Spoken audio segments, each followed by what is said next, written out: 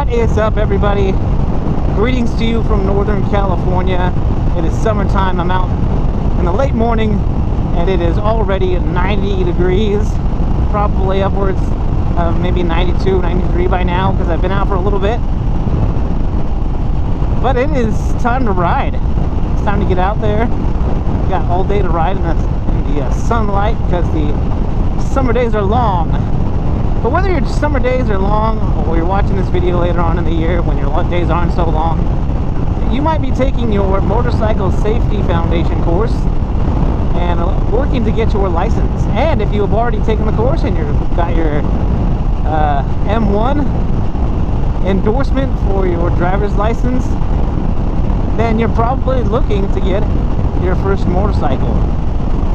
Now, I have a handful of things to say about that big event in your life, which is getting your first motorcycle. It was an exciting time for me, I know for sure. It was like all I did. And any time I had a free moment, I was on Craigslist, I was on Cycle Trader, seeing what bike was going to be my first bike.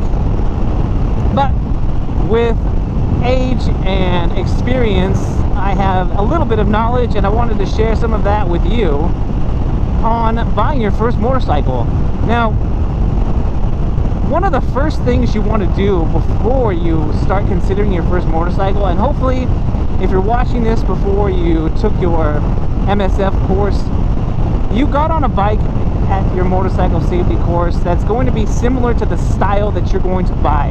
Now what I mean by that is, especially if you're going to just like a generic course nearby and not like a Harley course where they're going to let you like ride the actual bike that you're going to end up purchasing once you get your license. So if you're at just a generic place, what you're going to want to do is, if they have a cruiser there to ride a cruiser. If you plan on buying an adventure bike or dual sport is the more technical term for it, ride a dual sport at the course. If you're going to ride a sport bike, I don't think that they have sport bikes at motorcycle safety course, but they do have sporty-er bikes that have you leaning a little bit more forward. I think most of the controls there are going to be less like rear controls and more mid, but still you'll get that feeling of leaning forward, and you'll get that experience of learning to ride on a similar style bike that you're going to end up buying. Now that's my first thing that I would tell you to do. One of the other things that you want to keep in mind, you're going to want to buy a bike that you're going to like for a while. I know people like to say that, you know, this is just my starter bike, I don't care what it looks like, you know, I'm so anxious to get on a motorcycle and have my own motorcycle that I'm just going to go out there and buy the first bike. What's going to happen is you're going to get bored really quick, and selling a motorcycle to trade up to your next bike can take a while, and it might put you out a little bit of money if you just go out and impulse buy your first bike. So really take your time, find a bike that you're going to like for a while. And when I say a while is relative, because it might be a year, it might be, you know, 3 months, and you're just like, I'm done with this bike, I gotta move up. But I'm guessing that if you're a guy or a gal that's confident in your riding skills right off the bat, then maybe you do go with a little bit more powerful bike. I would just say this though, again, it takes a while to sell a bike. It's not as easy as you might think. I've sold 3 bikes, and each time it seemed to take a little bit longer. But keep that in mind. Keep in mind that you're going to want to buy something that you're not going to get bored with super quickly.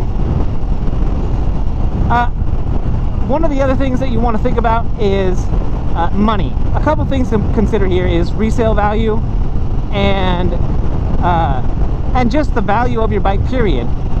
There's the NADA guide, and I believe that's nada.com, N-A-D-A, or Kelly Blue Book.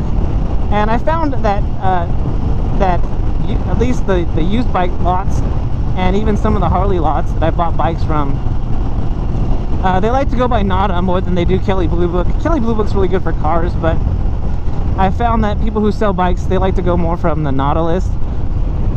So keep that in mind.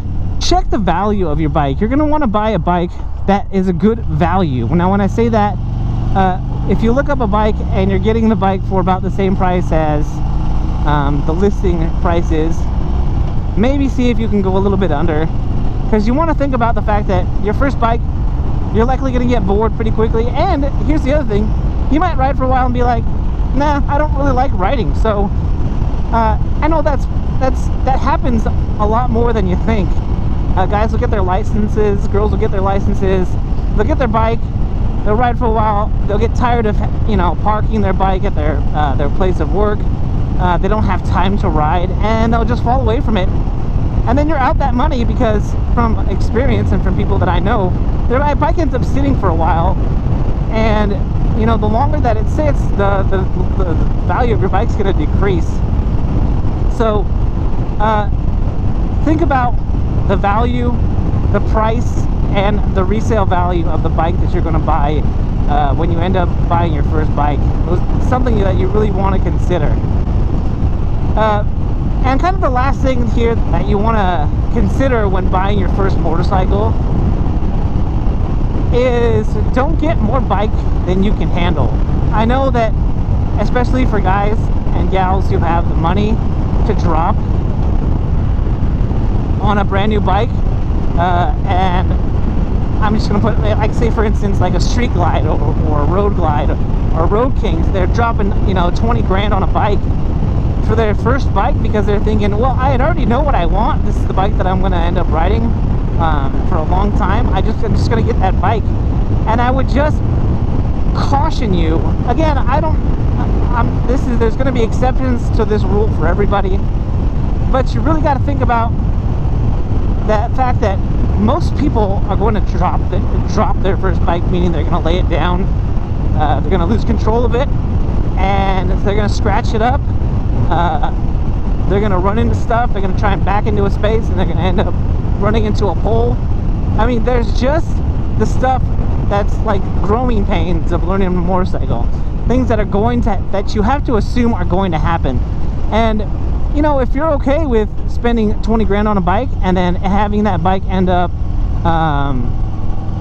you know, having a spill and having to get some body work done on your bike, some repairs to the gas tank, to the fenders, all these kinds of things.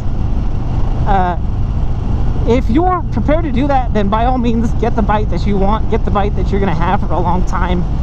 But again, this is just a heads up to most people who are buying their first bike, who are on a budget, is to get that bike that is not more than you can handle.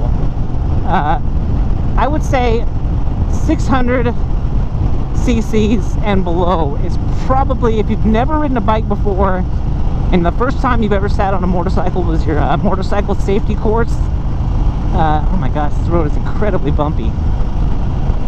If the first bike that you rode on was your motorcycle safety course, then really go for 600 cc's or less.